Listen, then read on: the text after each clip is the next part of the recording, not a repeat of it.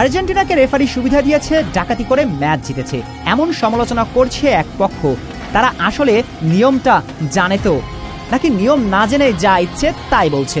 চলুন সালারটা কেন foul call করা হলো না আর আর্জেন্টিনারটা কেন ফাউল ধরা হয়েছিল সেই আলাপে আসা যাক। ছবিটা ভালো করে খেয়াল করুন। সালার পায়ে যখন ধাক্কা লাগছে তার আগেই বল সালার নিয়ন্ত্রণ থেকে দূরে চলে যায়। আবারও বলছি, সালার পায়ে আঘাত করার আগেই বল সালার নিয়ন্ত্রণের বাহিরে। এমন পরিস্থিতিতে ফিফার নিয়মটা স্পষ্ট। ডিফেন্ডার যদি ডিবক্সের মাঝে নিখুঁত টাইমিংয়ে খেলোয়াড়ের শরীর বা পায়ে আঘাত করার আগেই বল স্পর্শ করে ক্লিয়ার করে দেয়, তবে সেটি বৈধ ট্যাকেল।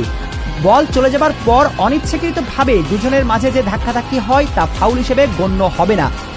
তাহলে লক্ষ্য করুন, সালার পায়ে যখন আঘাত লেগেছে তার আগেই বল সালার নিয়ন্ত্রণের বাহিরে। এরপর অনিচ্ছাকৃতভাবেই ডিফেন্ডারের টাচ লাগে সালার পায়ে, এটা কখনোই ফাউল নয়।